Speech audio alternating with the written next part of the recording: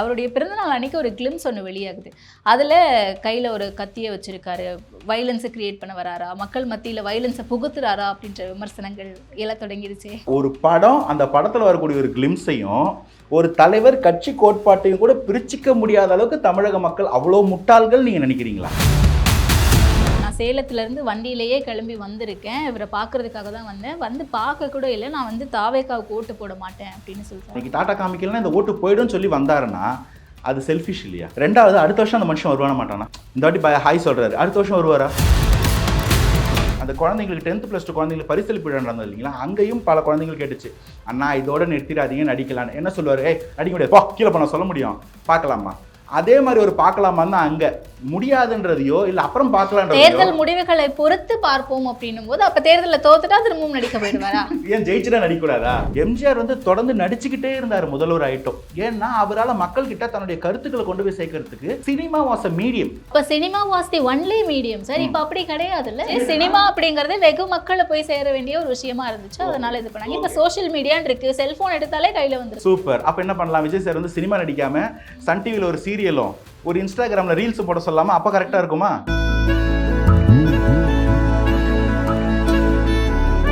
Preddy Queen Holidays and Resorts.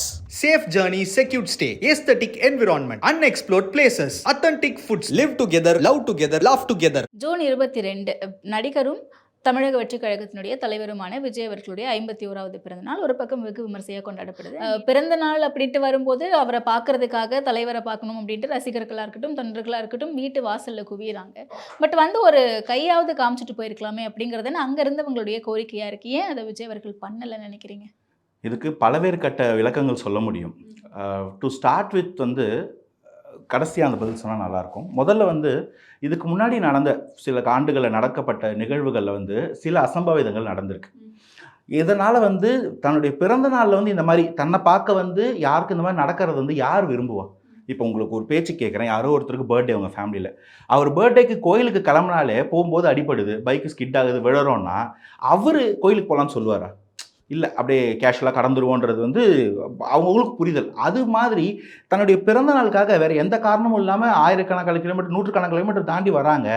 வர்றவங்களுக்கு எதுவும் பாதுகாப்பு இருக்குது, எல்லாரையும் பார்த்துக்க முடியுமா அப்படின்னும் போது அந்த மாதிரி ஒரு செலிப்ரேஷனே வேணான்னு கடந்து போகிறதே வந்து ஒரு பெரிய மனுஷத்தனம். அதை வந்து ஒரு அரசியலாக மாற்றி அந்த இடத்துல ஒரு பப்ளிக்கை வச்சு ஒரு ஓட் கேபிட்டலைஸோ இல்லை ஒரு பப்ளிசிட்டி கேபிட்டலைஸோ பண்ணாமல் இருக்கணும்னு நினைக்கிறதே வந்து எனக்கு தெரிஞ்சு ஒரு ஹானஸ்டி.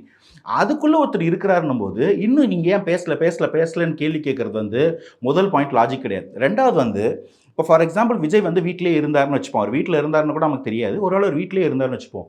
அங்கே ஒரு 1000 பேர் வந்து நிற்கிறாங்க. அவங்களுக்கு வந்து ஒரு கை காமிச்சா அடுத்த 1 மணி நேரத்தில் என்ன ஆகும்? 1000 10,000 ஆகும், 10,000 1,00,000 ஆகும். இப்போ அந்த சுற்றுச்சூழல் என்ன ஆகும்? ஒரு ஈவெண்ட்டை ப்ராப்பராக பிளான் பண்ணி இந்த ஊருக்கு வரோம், இதுக்கு தான் வரோம், வராதிங்கன்னு சொல்லும் போதே அங்கே அலாப்பாதையே ஒரு கூட்டம் வரும்போது இது வந்து ஒரு வருஷத்தில் ஒரு நாள் வரக்கூடிய ஒரு பிறந்த நாள். எப்படியாவது அதாவது மக்களுக்கு வந்து இன்றைக்கி தாவேக்கா தொண்டர்களோ இல்லை விஜய் ரசிகர்களோ தாண்டி மக்களுக்கே வந்து விஜய்க்கு தன்னுடைய ஆதரவை தாங்க கூட இருக்கிறோன்றதை வெளிப்படுத்த வேண்டிய ஒரு தேவை இருக்குது. ஏன்னா ரொம்ப நாள் கழிச்சு ஒருத்தர் சொன்னதை செய்கிற மாதிரி சொல்லாதையும் தாண்டி கேரியரெல்லாம் தூக்கி போட்டு வராருன்னும் போது இந்த கட்சிகளுக்கு மாற்று அரசை தேடக்கூடிய மக்கள் என்ன மாதிரி மக்கள் கூட எப்படியாவது அவருக்கு ஒரு ஆதரவு தெரிவிக்கணும். எலெக்ஷனில் ஓட்டு போடுவோம், அதுக்கு முன்னாடி நாங்கள் இருக்கிறோன்ற அந்த மாரல் சப்போர்ட் கொடுக்கணும்னு நினைக்கிறது தான் நீங்கள் வந்து கோயம்புத்தூர்லையோ மதுரையிலையோ கொடைக்கானல்லையோ பார்க்கக்கூடிய அந்த ஒரு அன்பிரசிடென்டட் கூட்டங்கள். பிறந்த நாள் அன்றைக்கி அவர் வீட்டு வாசலில் அவர் வந்து நின்னார்னா அது இவ்வளோ பெருசாக வரக்கூடிய வாய்ப்பு இருக்குன்னு சொல்லிஞ்சு அதை புறம் தள்ளுறாரு. இது ஒரு சாதாரண நாள், எல்லாருக்கும் இது வந்து முக்கியமான. அந்த இடத்துல ஒரு நபர் பேசுறாரு, நான் சேலத்திலேருந்து வண்டியிலேயே கிளம்பி வந்திருக்கேன், இவரை பார்க்கறதுக்காக தான் வந்தேன், வந்து பார்க்க கூட இல்லை, நான் வந்து தாவேக்காவுக்கு ஓட்டு போட மாட்டேன் அப்படின்னு சொல்றாரு. இல்லை, அவர் வந்து அது ஒரு வழியாக இருக்கலாம், இல்லை அவர் நிஜமாவே தாவேக்காவோ இல்லை விஜய் ரசிகராக இல்லாமல் இருக்கலாம். என் கேள்வி, இன்னைக்கு அவர் வந்து நின்னாருன்னு வச்சுக்கோங்களேன் விஜய் சார், இந்த ஒரு ஓட்டுக்காக நீங்கள் சொன்ன பாயிண்ட்லேயே வரும், இந்த ஒரு ஓட்டுக்காக இந்த நான் இன்னைக்கு டாட்டா காமிக்கலன்னா இந்த ஓட்டு போய்டும் சொல்லி வந்தாருன்னா அது செல்ஃபிஷ் இல்லையா? ரெண்டாவது, அடுத்த வருஷம் அந்த மனுஷன் வருவான மாட்டானா? இந்த வாட்டி ஹாய் சொல்கிறாரு, அடுத்த வருஷம் வருவாரா? இதே மாதிரி சேலத்தில் நைட்டு வரைக்கும் வேலையை பார்த்துட்டு வெள்ளிக்கிழமை நைட்டு கிளம்பி இல்லை சனிக்கிழமை நைட்டு கிளம்பி விடிய பைக் ஓட்டிட்டு வர்றது நீங்கள் நிஜமாக அட்வைஸபிளா? உங்கள் அண்ணன் தம்பி அட்வைஸ் பண்ணுவீங்களா போயிட்டு வாடான்னு? அப்போ அவரை தம்பியாக பார்க்கும்போது நீ வராதடான்றதான் பதில். கை காமிச்சா வருவான், 26 வருவான், 27 வருவான், 28 வருவான், தொடர்ந்து வந்துக்கிட்டே இருப்பான். வரலன்னா அவன் கோச்சிக்கிட்டு போயிடுவானா? பரவாயில்ல, நீ பத்திரமா இருந்தால் போதுன்றது எனக்கு தெரிஞ்சு ஃபார் பெட்டர் டிசிஷனாக நான் பார்க்குறேன். இது எல்லாத்தையும் தாண்டி அரசியல், நீங்கள் அரசியலுக்கு வந்துட்டாருன்னு கேட்குறதால சொல்கிறேன்.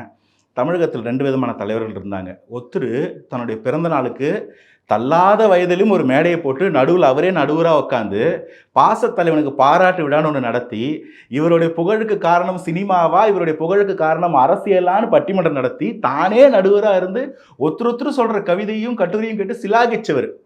அவரை கொண்டாடுவோமா? இல்லைனா தன்னுடைய பிறந்தநாளை கடைசி வரைக்கும் கொண்டாடாமல் இருந்த தலைவர் ஒருத்தர் இருந்தார். அவர் பேர் எம்ஜிஆர்.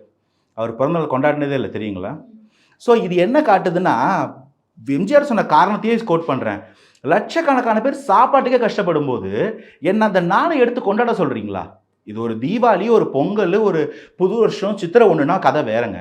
இது வந்து ஒரு என்னுடைய பிறந்தநாள், நான் பிறந்தன்ற ஒரே காரணத்துக்காக நீ வேலை வெட்டி விட்டுட்டு வருவியா? அவன் ஒரு 2000 பெட்ரோல் போட்டு வந்திருப்பான், அலைச்சல், திரும்ப அவன் சண்டே நைட்டு வீட்டுக்கு போய் சேர்ந்து டயர்டு, அடுத்த நாள் காலம் அவன் வேலைக்கு போகணும். இது எல்லாம் நார்மலாக நடந்தாலே அவனுக்கு திங்கக்கிழமை உடம்பு வலி இருக்கும். ஒருவேளை அவனுக்கு ஏதாவது ஒன்று கிடக்கு ஒன்று ஆச்சுன்னா, அடிக்கிற மழையிலையும் காற்றுலையும் போகிற டிராஃபிக்லையும், இதைத்தானேங்க ஒரு தலைவன் பார்க்கணும். அதை ஒருத்தன் பார்க்குறான்றது இங்கே வலி, பயமும் கவலையுமா இருக்கும்னா, அதை பேசக்கூடியவங்க ஃப்ரெஞ்சு, கொண்டாடக்கூடியவங்க அந்தந்த பகுதியில் ஒரு தலைவரை கொண்டாடுறாங்க, கேக் வெட்டுறாங்க, நலத்திட்ட உதவிகள் கொடுக்குறாங்க, ஸ்வீட்ஸ் பரிமாறிக்கிறாங்க, ஹாப்பியாக கொண்டாடிக்கிறாங்க. இதை போய் தலைவனை தான் பார்க்கணும் அப்படின்னா அவரை நிலைமை யோசிச்சு பாருங்க. அவருக்கு வந்து எந்த பிரச்சனையும் வரக்கூடாதுன்னு ஒருத்தர் தான் பிறந்த நாள் அன்றைக்கி வெளியே தலையே காட்டாமல் உட்காந்துருக்கிறது அவருக்கு எப்படி இருக்கும்? நீங்கள் அப்படி இருப்பீங்களா? நம்ம வந்து இன்னும் போனால் மீடியா வந்து வீட்டுக்கு போய் விஜய் சார் தலை குளிச்சிட்டாரா, புதிய சட்டை போட்டாரெல்லாம் போய் செக் பண்ணுவாங்க போல இருக்குது. அது அவரோட பர்சனல் ஸ்பேஸுங்க. அதுக்குள்ளே அவர் ஒரு அரசியல் நிலைப்பாடு எடுக்கிறாரு. எனக்கு அது ரொம்ப நியாயமாகவும் ஒரு ஹானஸ்டான ஒரு மனுஷனுடைய ஒரு செயல்படாமல் தெரியுது. இதில் வந்து ஒருத்தர் கோச்சிக்கிட்டு ஓட்டு போடாமல் போனால் பரவாயில்ல, அவர் பத்திரமா வீட்டுக்கு போனால் வராததும் அவருடைய தனிப்பட்ட விருப்பம். அதுக்குள்ளே கூட நம்ம போக வேண்டாம்னு வச்சுப்போமே. அது விமர்சனங்களாக வெளியே வருது, அதை நம்ம பேசிகிட்டு இருக்கோம். ஆனால் இன்னொரு பக்கம் வந்து அங்கங்கே தொண்டர்கள் சார்பிலையும் இல்லை வந்து மாவட்ட நிர்வாகிகள் சார்பிலையும் கொண்டாட்டங்கள் நடத்தப்படுது. அந்த கொண்டாட்டத்தில் வந்து நான் ஒரு நிர்வாகியாக இத்தனை வருஷமாக மக்கள் இயக்கத்திலேருந்து இருந்துகிட்டு இருக்கேன், ஆனால் என்னை வந்து கூப்பிடலை, இங்கே வந்து நான் அம்பேத்கர் நகரில் பிறந்தேன் அப்படின்றதுக்காகவே என்னை புறக்கணிக்கிறாங்க அப்படின்ற ஒரு குற்றச்சாட்டு திருவண்ணாமலை மாவட்டத்தில் ஒரு நபர் வச்சிருக்காரு. இதை எப்படி புரிஞ்சுக்கலாம்? இது நீண்ட காலமாக கட்சி மேலே இருக்கக்கூடிய ஒரு குற்றச்சாட்டாகவே இருந்து வருதே.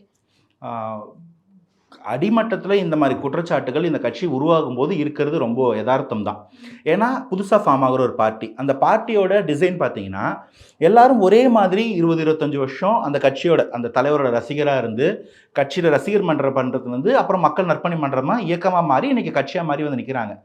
ஒரே இடத்துல ஒரு படம் ரிலீஸ் ஆகும்போது ஒரு தோரணம் கட்டிட்டு இருந்த ஒருத்தரும் ஸ்டார் கட்டிட்டு இருந்த ஒருத்தரை வந்து மாவட்ட செயலாளராக பார்க்கணும் போது இவங்களால அதை ஏற்றுக்க முடியாது, புரிஞ்சிக்க முடியாது. ஆனால் கட்சின்றது எல்லாரையும் ஒரே மாற்றி பார்க்க முடியாது. இங்கே பிறப்போக்கும் எல்லா உயிருக்கும்ன்றது பிறப்பால் அனைவரும் சமம் தான் இருந்தாலும் ஒருத்தருடைய திறமைக்கும் குவாலிஃபிகேஷனுக்கும் குவாலிட்டிக்கும் ஏற்ற மாதிரி தான் வந்து நம்மளால் வந்து சமூகத்தில் இடம் ஒதுக்க முடியும்.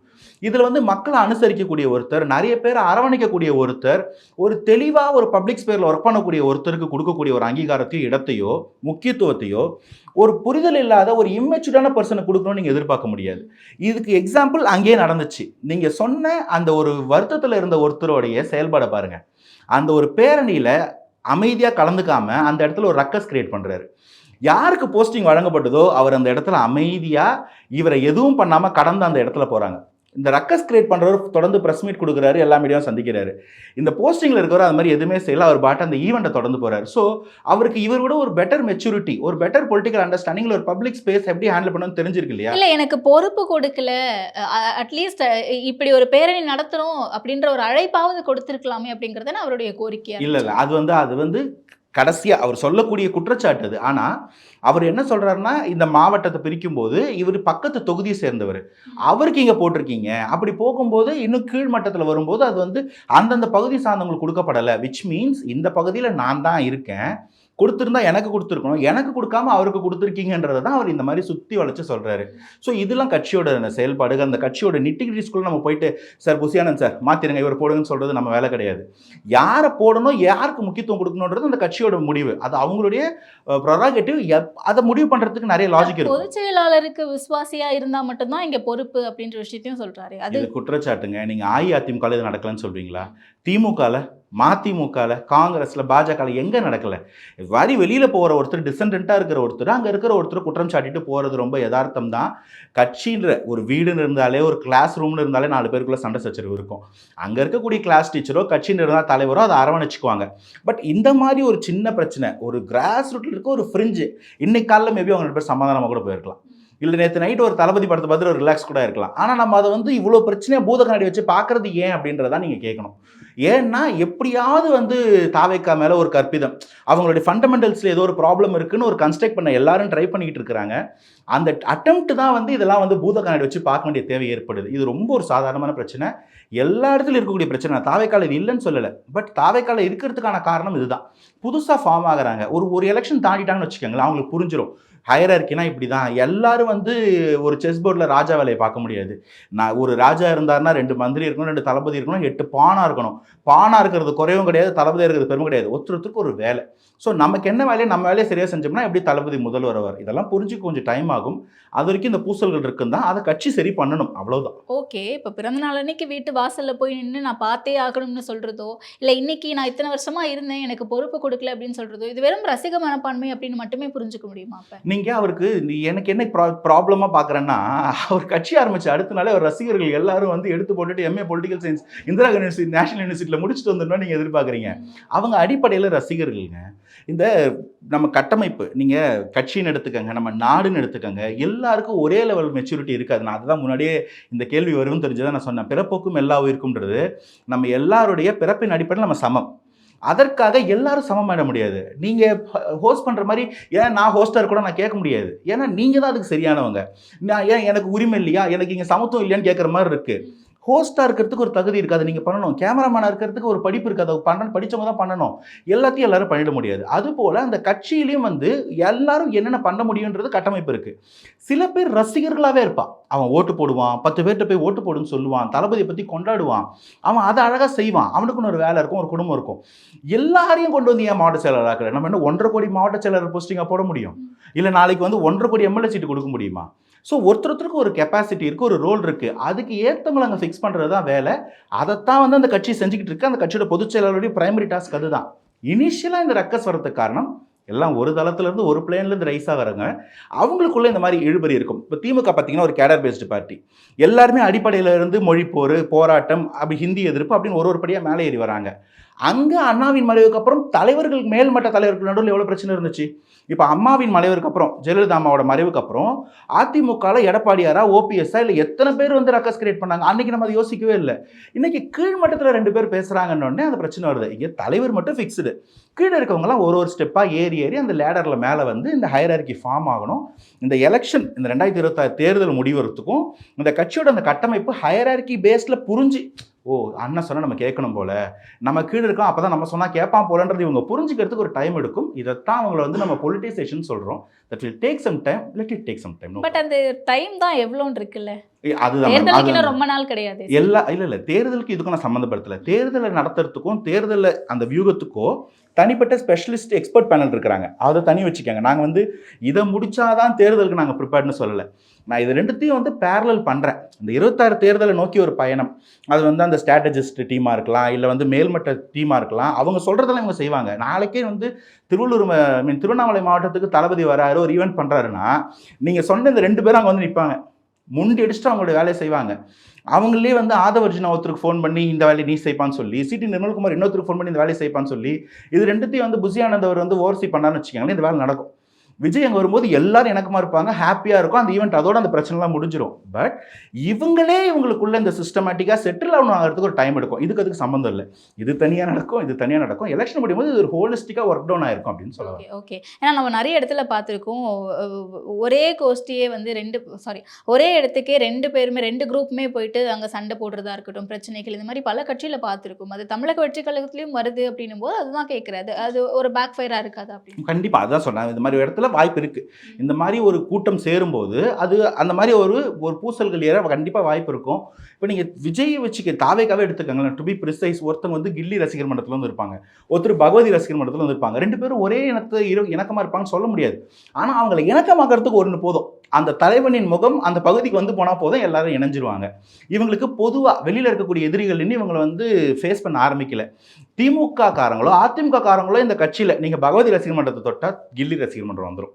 ஸோ இவங்களுக்குள்ள யார் மேலே யாருக்கு இல்லைன்றது அது இருக்க தான் செய்யும். அது ஆட்டோமேட்டிக்காக ஆர்கானிக்காக செட்டில்டு ஆகும். அந்த நாள் வரட்டும், அது அந்த கட்சிக்காரங்க பிரச்சனை. நம்ம அரசியல், இந்த அரசியல் சார்ந்த இந்த கட்சி எப்படி மூவ் ஆக போகுது, இதெல்லாம் பார்த்தாலே நமக்கு டைம் சரியா இருக்கும் அப்படின்னு. ஆனா விஜயுடைய பிறந்தநாள் அன்னைக்கு மட்டுமே தாவேகாவினர் மேல வந்து 53 வழக்குகள் இருக்கு. அன்னைக்கு ஒரு நாள் மட்டும் பதிவு செய்யப்பட்டது. கரெக்ட். இந்த டிஎம்கேக்கு வந்து தாவேகாக்காரங்க பெர்மிஷன் வாங்கி பேனர் வைக்கும்போது அதை கிழிச்ச டிஎம்கேக்காரங்க எத்தனை பேர் மேலே எஃப்ஐஆர் போட்டிருக்காங்க. தாவேகாவினரை தாக்கி ரத்த காயத்துக்கு உட்படுத்தி ஹாஸ்பிட்டல் அட்மிட் ஆன விழுப்புரம் மாவட்டத்தில் இருந்த நிர்வாகிகளுக்கு மேலே அந்த கொடூர தாக்குதல் நடத்தின மாற்றுக் கட்சியினர் மேலே எத்தனை பேர் மேலே எஃப்ஐஆர் போட்டிருக்காங்க. பேனர் வைக்கிறதுக்கு பெர்மிஷன் வாங்கி வைக்க விடாமல் பண்ணது எத்தனை இடத்துல.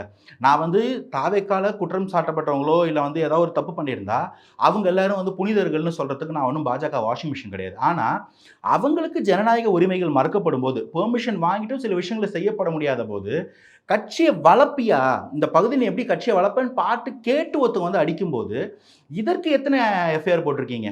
ஏன்னா ரொம்ப நல்ல காவல்துறை, ஸ்காட்லாண்டுக்கு என்னென்ன காவல்துறை, இவங்களுக்கு எத்தனை எஃப்ஐஆர் போட்டிருக்கீங்க?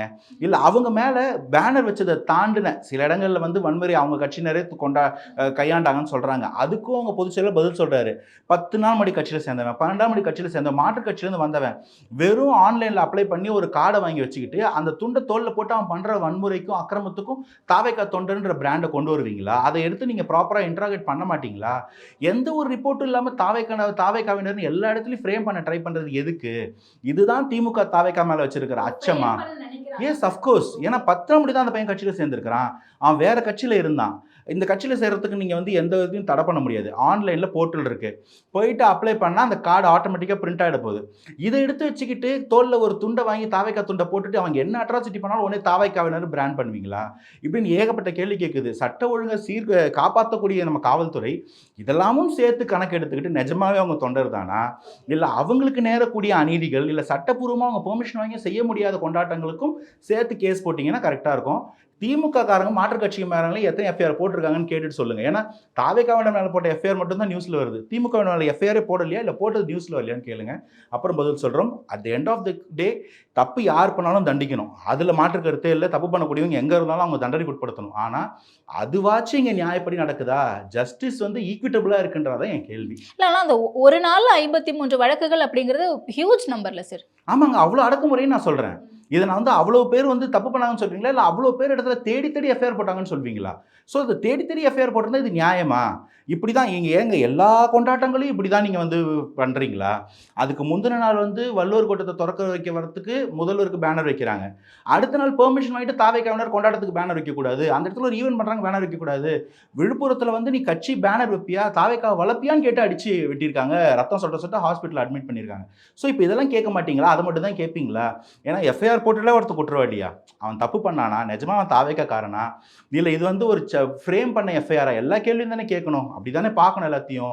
நீங்கள் காட்டுறது மட்டும் பார்க்கறதுக்கு நாங்கள் என்ன உடன்பிறப்பா அப்படின்ற கேள்வி தான் வருது. இருந்தாலும் பார்ப்போம், சட்டம் தன் கடமையை செய்யும் நம்புறோம். ஓகே, ஸோ ஜனநாயகன் பற்றி பேசியாகணும்னு நினைக்கிறேன்னா, அந்த நாளை நமதேன்னு வந்ததாக இருக்கட்டும், இல்லை வந்து ஜனநாயகன் அந்த பேரே ஒரு டெமோக்ரஸியை குறிக்குது. தொடர்ந்து அரசியல் கட்சிக்கு வந்துட்டாரு. இதெல்லாம் ஒரு பக்கம் இருக்க, விஜய் அவர்களுடைய கடைசி திரைப்படம் இதுதான் அப்படின்ற ஒரு ஃபுல் ஸ்டாப் இருந்துச்சு. பட் அதுக்கு பக்கத்தில் 2 ஃபுல் ஸ்டாப் வச்சு அதை கண்டினியூ பண்ணிவிட்ட மாதிரி, கடைசி படம் இதுதானா அப்படின்ற ஒரு கேள்வி எழுப்புற மாதிரி தான் அந்த படத்தினுடைய நடிகை சமீபத்தில் பேசியிருக்காங்க. இதுதான் கடைசி படமா? இல்லை, யார் தாவேகாவின் கொள்கை பரப்பு செயலாளர் மமிதா பைஜுவா, அது ஒரு சின்ன பிள்ளை விஜய் சாரோட ஃபேனு, அந்த படத்தில் கூட நடிச்சிருக்கு. இன்றைக்கி உள்ளபடியே சொல்கிறேன், விஜய் சாரோட எவ்வளோ ஃபேன்ஸாக இருந்தாலும் சரி, தாவேகா தொண்டர்களாக இருந்தாலும் சரி, விஜய் சார் இதுக்கப்புறம் தொடர்ந்து நடிச்சுக்கிட்டே அரசியல் பண்ணணும்னு நினைப்பாங்களா, இல்லை போதும் நீங்கள் நடித்த வரைக்கும் அரசியல் மட்டும் பண்ணுங்கன்னு சொல்லுவாங்களா?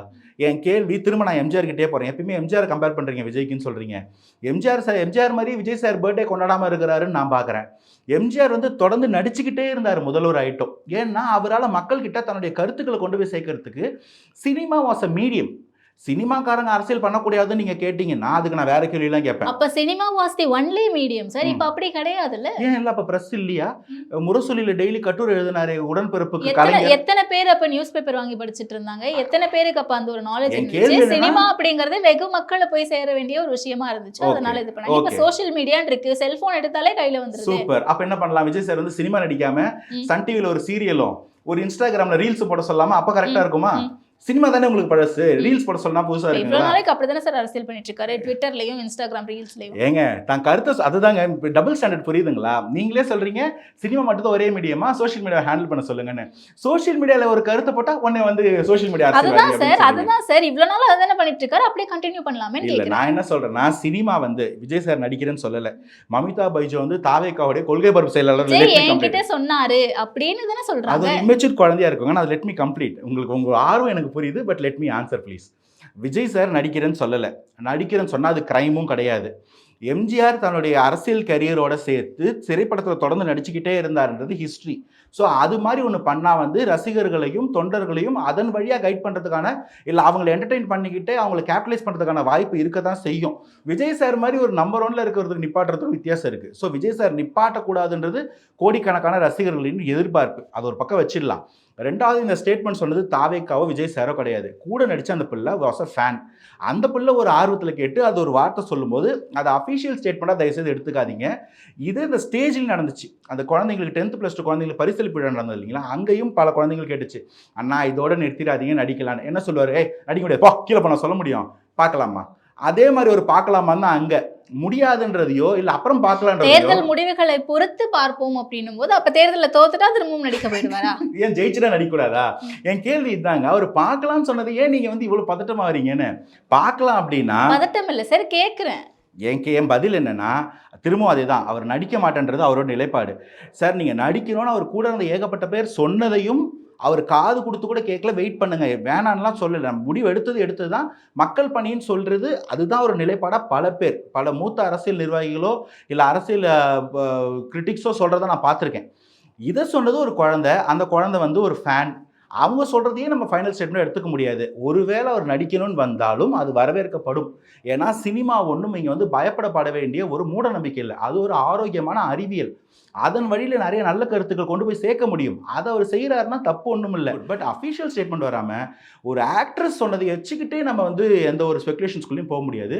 வந்தால் வரவேற்பதே நிச்சயம். அதனால் அது வரட்டும், வந்தால் சந்தோஷம், வரலனாலும் அவர் எடுத்த முடிவு. ஏன்னா அந்த ஸ்டேட்மெண்ட் அங்கேருந்து வரும்போது பதில் சொன்னால் நியாயமாக இருக்கும். மமிதா பைஜு ஸ்டேட்மெண்ட்டுக்கு, நஸ்ரியா பானு ஸ்டேட்மெண்ட்டுக்கெல்லாம் நம்மகிட்ட பதில் சொல்லிட்டு இருந்தால் என்ன அர்த்தம்? ஸோ அதை நம்ம பெருசாக எடுத்துக்க முடியாது. திரும்ப சொல்கிறேன், வந்தால் நல்லா தான் இருக்கும். அது எதிர்க்கட்சிகளுக்கு இதுதான் பெரிய பயத்தை கொடுக்கும். எதெல்லாம் விஜய் சார் செஞ்சிடக்கூடாதுன்னு பயப்படுறாங்களோ அதெல்லாம் அவர் செய்ய போறாருன்னு சொல்லியே இவங்க ஃப்ரேம் பண்ணிட்டு இருக்காங்க.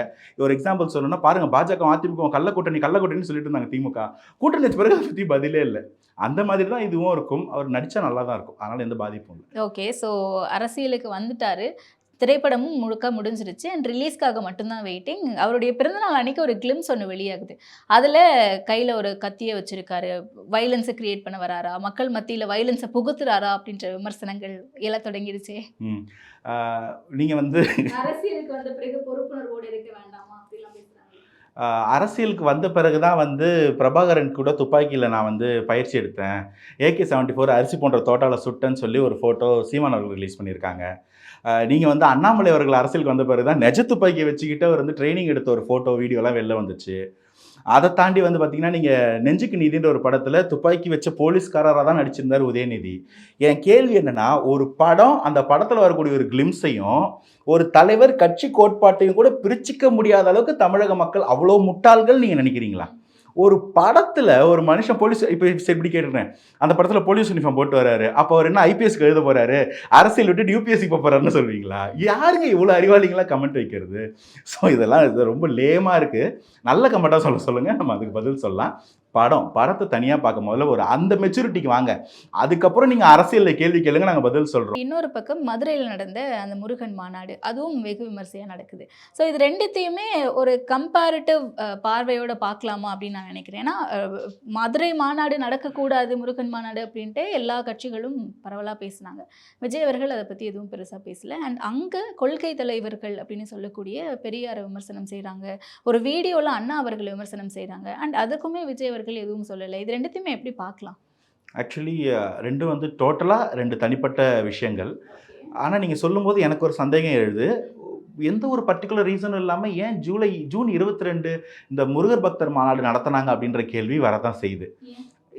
என்னன்னு எனக்கு சொல்ல தெரியல. ஏன்னா அன்னைக்கு கிருத்திகை, அதனால நடத்தியிருக்காங்க. ஓ, கிருத்திகை அன்னைக்கு முருகர் பக்தர் மாநாடு நடத்தணுமா? சரி, நான் தெரிஞ்சுக்கிறேன். முருகர் மாநாடு வந்து மதுரையில் நடக்கிறது, அது தனி பிரச்சனை. அதுக்குள்ளே நான் போக விரும்பல. இப்போ எனக்கு என்ன கேள்வினா, அந்த இடத்துல நடந்த மாநாட்டில் அண்ணாவையோ பெரியாரையோ விமர்சனம் பண்ணதுக்கு விஜய் பதில் சொல்லணும்னு சொல்கிறீங்க. விஜய் சாரோட ஒரு டைப் ஆஃப் பாலிடிக்ஸ் நான் என்னென்னு பார்க்குறேன் அப்படின்னா, எல்லார் சொல்கிற கருத்துக்கும் பதில் கருத்து கொடுக்கறதோ, இல்லை எல்லா நியூஸையும் அட்ரஸ் பண்ணி ஒரு நியூஸ் சேனல் வாதில் பார்க்குறதோ வந்து தாவைக்கோடைய வேலை கிடையாது. ஏன்னா வந்து ஒரு கிரிட்டிசைசிங், ஒரு டீமீன் பாலிடிக்ஸை தாண்டி ஒரு கன்ஸ்ட்ரக்டிவ் பாலிடிக்ஸ்குள்ளே ஒரு வரணும். இதை தவிர அந்த மாற்று அரசியல் வித்தியாசமான அரசியல்னு பார்க்குறாரு, நான் புரிஞ்சுக்கிறேன்.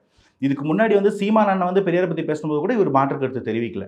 பெரியாருக்கு ஆதரவாக நிறைய பேர் செயல்படும் போது என் நிலைப்பாடு இது, பெரியாரை நான் இப்படி பார்க்குறேன், பெரியாரோட எல்லா கொள்கைகளையும் ஏற்றுக்கல, ஆனால் சில முக்கியமான கொள்கைகள் இல்லாமல் கட்சி இல்லை, மக்கள் இல்லை, இதை நோக்கி நான் போகிறேன். கன்ஸ்ட்ரக்டிவாக என்ன பண்ண முடியுமோ ஃபியூச்சர் ஜென்ரேஷன் நான் பண்ணி வைக்கிறேன். இதுதான் பெரியாரை குறித்து தாவைக்கோடைய பார்வை, இல்லை விஜய் சாரோட பார்வைன்னு பார்க்குறேன். இன்னைக்கு டு பி ஃப்ராங்க், இந்த மாதிரி அந்த மதுரை மாநாட்டில், முருகர் பக்தர் மாநாட்டில் என்ன சொல்கிறாங்கன்னா, எந்த காரணத்தை கொண்டும் அரசியல் பேசப்படக்கூடாது அப்படின்ற ஒரு லைனோட தான் அந்த பெர்மிஷனே கொடுத்துருக்குறாங்க கோர்ட்டில். அதை தாண்டி அந்த இடத்துல அரசியல் பேசப்படும் போது என்ன கேள்வி வருது அப்படின்னா, கோர்ட்டை எவ்வளோ தூரத்துக்கு மக்கள் ஏற்றுக்கிறாங்க? அந்த ஒரு கோர்ட்லேருந்து ஒரு ஆர்டர் வரும்போது அது பார்க்கப்படுதா? ரெண்டாவது, அங்கே பேசும்போது அந்த இடத்துல இருந்தவங்களே வந்து பதில் சொல்லலை. அஇஅதிமுக நிர்வாகிகள் அங்கே உட்காந்துருக்குறாங்க. பெர்மிஷன் கொடுத்த கோர்ட்டாரோ போலீஸாரோ இல்லை வந்து திமுக அதை பார்க்குறாங்க. எல்லாரும் அமைதி காக்குறாங்க. அடுத்த நாள் வந்து சார் அந்த நேரத்தில் ஸ்பாட் ரியாக்ஷன் பண்ணாக்கா அது எவ்வளோ பெரிய இஷ்யூ ஆகும் சார்? ஏன்னா இது எவ்வளோ சென்சிபிளான விஷயம், முருக பக்தர்கள் மாநாடு அப்படின்னும் போது. முருக பக்தர்கள், என் கேள்வி திரும்புங்க, முருக பக்தர்கள் மாநாடுன்னு ஒன்று சொல்கிறீங்க. முருக பக்தர்களுக்கும் அரசியலுக்கும் திராவிடத்தை வீழ்த்துவதற்கும் 26 தேர்தலுக்கும் என்ன சம்பந்தம்? முருக பக்தர்கள்லாம் என்னங்க? பக்தர்களாக ஒன்றியும். ஏன்னா எல்லா யூடியூப் சேனல்ஸ்லையுமே நம்ம அட்வர்டைஸ்மெண்ட் பார்த்தோம். பாஜக தலைவர் திரு நயனார் வந்து சொல்கிறாரு, இது வந்து அரசியல் கட்சி அழைப்பு இல்லை, அரசியல் கட்சியை தாண்டி அனைவரும் முருக பக்தர்களாக ஒன்றிணையும் அப்படின்னு சொல்கிறாரு. இந்த பாயிண்ட்டுக்கும் திராவிடத்தை பற்றி பேச வேண்டியதற்கும் திராவிட தலைவர்கள் சொன்னதுக்கும் 26 தேர்தலுக்கும் இவங்க பண்ணக்கூடிய சித்தாந்தத்துக்கு என்ன சம்பந்தம்னு கேட்குறேன். அப்போவே அந்த இடத்துல வந்து இது வந்து என்ன சொல்லப்பட்டதோ அதை தாண்டி செயல்பாடு இறங்கிடுச்சு அப்படின்றது புரிஞ்சுக்கும் போது, இதுக்கு வந்து ஸ்டேட்மெண்ட் கொடுக்கறத விட இதுக்கு ஆக்ஷன் எடுக்கிறது தான் வேலை. அதை யார் செஞ்சா? அதை வந்து இன்னைக்கு கூட்டணி, இதுக்கு முன்னாடி வந்து இதே மாதிரி பெரியாரை பற்றியும் அண்ணாவை பற்றியும் அம்மையார் ஜெயலலிதா பற்றி பேசும்போது அடுத்த ஒரு வாரத்தில் என்ன பண்ணார் அதிமுக தலைவர் எடப்பாடியார்? கூட்டணியை முறிச்சார் இல்லையா? 23 அதனால தானே கூட்டணி முறிஞ்சு 24 2 பேர் தனித்தனி கேம்பில் எலெக்ஷன் ஃபேஸ் பண்ணாங்க. அதனால அதிமுகவுக்கும் பாஜகவுக்கும் இழப்பு வந்தது தானே. இன்னைக்கு அமைதி. இன்னைக்கு நாங்கள் அன்னைக்கே கூட்டணி முறிச்சோம், இது மாதிரி பண்ணால் முறிச்சிருக்கணும். இப்போ கேள்வி கேட்க வேண்டிய அதிமுக வந்து சும்மா வந்து பூச்சாட்டி காமிக்கிறாங்க. பெரியாரை தொட்டா அவ்வளோதான் சொல்லக்கூடிய திமுக வேடிக்கை பார்க்குறாங்க. தாவைக்கு வந்து பதில் சொல்லுமா? தாவைக்கு அதுக்கு முன்னாடி எப்போதுக்கு பதில் சொல்லியிருக்காங்க? தாவைக்காவின் அரசியல் கன்ஸ்ட்ரக்டிவ் பாலிடிக்ஸ். பெரியார்கிட்ட எதை கற்றுக்க முடியும், எதை மக்களுக்கு கொண்டு போய் சேர்க்க முடியும்னு பார்க்குறாங்க. இதுக்கெல்லாம் பதில் சொல்லுவார் எனக்கு தோணலை. ஏன்னா சொல்லி அதை பிரேம கொண்டு வர மாட்டார் அப்படின்றது முருகர் பக்தர் மாநாட்டுக்கு நீங்கள் கேட்டது. ரெண்டாவது, முருகர் பக்தர் மாநாட்டிலிருந்து தொடரக்கூடிய அதிமுக பாஜக இடையிலான ஒரு விரிசலோ இல்லை ஒரு அரசியலோ இல்லை இன்னைக்கு அந்த கூட்டணியை முறிச்சிக்க முடியாத நிலைமையில் எடப்பாடியார் இருக்கிற ஒரு அன்ஆர்ம்டு பொசிஷனையோ தான் பார்க்க முடியுது. ஸோ அதுதான் தாவைக்கா இதுக்கு ரெஸ்பாண்ட் பண்ண வேண்டாம். ஏன்னா தாவைக்கா வந்து இது வரைக்கும் அவங்க மேலே சில குற்றச்சாட்டுகள் வேல்முருகன் போன்ற வைக்கும்போது கூட அதுக்கு ரெஸ்பாண்ட் பண்ணலை. சட்டப்பூர்வமாக அந்த பொலிட்டிக்கல் விங்கோ இல்லாட்டி வந்து அட்வொகேட் விங்கோ ஏதோ செயல்பாடு எடுக்கிறாங்களே தவிர தாவைக்கா அஃபிஷியலாக இது எதையுமே என்டோர்ஸ் பண்ணிக்கிறதே இல்லை. அதுவே வந்து ஒரு நீட்டான ஒரு ஸ்டாண்டாக பார்க்குறேன். ஸோ இதுக்கு அவங்க பதில் சொல்ல வேண்டிய அவசியம் கிடையாது. ஓகே, பட் இன்னும் ஷார்ட் டைம் தான் இருக்குது தேர்தலுக்கு. என்ன மாதிரியான வேலைகளை பண்ண போகிறாங்க, களத்துக்கு எப்போ வருவாங்கன்ற கேள்வி தொடர்ந்து இருந்துகிட்டே இருக்கேன். நம்மளும் ஒரு நேர்காணலையும் டிஸ்கஸ் பண்ணிகிட்டே இருக்கோம். அடுத்த நேர்காணலையாச்சும் வந்துடுவாங்க, அதை பற்றி பேசலான் இருக்கோம். ஆனால் எந்த பிளான்ஸும் இல்லை இருக்க மாதிரி தெரியலங்க. ஏன்னா வந்து நிறைய பிளான்ஸ் இருக்குது. மக்களை சந்திக்காமல் இந்த தேர்தலை சந்திக்க போகிறதில்ல, சந்திக்கவும் முடியாது. அதில் எல்லாருக்குமே கிளாரிட்டி இருக்குது. ப்ராப்ளம் என்னென்னா வந்து டியூ கோர்ஸில் இந்த பிளான்ஸ் எல்லாம் வந்து எக்ஸிக்யூட் பண்ணுறதுல ஏதாவது ப்ராப்ளம் இருக்கா, இல்லை இன்னும் கட்சியோட கட்டமைப்பை அந்த ஈவெண்ட்டுக்குள்ளே மக்களை போய் சந்திக்கிறதுக்குள்ளே இன்னும் அந்த கட்டமைப்பை வலுப்படுத்த ட்ரை பண்ணுறாங்களா? இன்னொரு ரீசெண்டாக ஒரு நியூஸ் கேள்விப்பட்டேன், அது எந்த அளவுக்கு உண்மைன்னு தெரியல, ஆனால் கேள்விப்பட்ட நியூஸ் உண்மை. என்னென்னா வந்து அவங்க தலைவர் மக்களை சந்திக்கிற அந்த மொமெண்ட்ஸ் வந்து இன்னும் பெருசாக ரொம்ப ஒரு இடத்துக்கு போகும்போது அந்த கூட்டம் கட்டுக்கடங்காமல் இருக்கிறது வந்து அவருக்கே அந்த கட்சிக்கே வந்து சில நேரத்தில் பேக் ஃபயர் ஆகிறதுக்கு வாய்ப்பு இருக்குது. எதிர அதை கண்ட்ரோல் பண்ண பாருங்கள், இல்லை மக்களை ஒரு இடத்துல ஒரு இடமா மண்டலமாக திரட்டி ஒரு இடத்துல சந்திக்கிறதுக்கு வழி பண்ணலாமா அப்படின்ற ஒரு தாட் ப்ராசஸ்குள்ளேயும் போயிருக்கிறதா கேள்விப்படுறோம். இன்னும் நிறைய வேலை பாக்கி இருக்குது, அதில் மாற்று கருத்து இல்லை. அதை செஞ்சு முடிச்சாதான் எலெக்ஷனில் வெற்றி, அதுலேயும் மாற்று கருத்து இல்லை. எப்படி செய்ய போகிறாங்கன்றது தான் $1 மில்லியன் கேள்வி. அந்த கட்சிக்குள்ளே இருக்கிற எக்ஸ்பர்ட் பேனல் தான் அதுக்கு முடிவு சொல்லணும். வெயிட் பண்ணுறது தான் எனக்கு வேறு வழி இல்லாத ஒரே தீர்வு. ஓகே, ஸோ நிச்சயமாக அப்போ வெயிட் பண்ணி என்ன பண்ணுறாங்க அப்படிங்கிறது அடுத்தடுத்த நேர்காணலில் விரிவாக பேசும். நேரத்திற்கு நன்றி. Thanks for having me.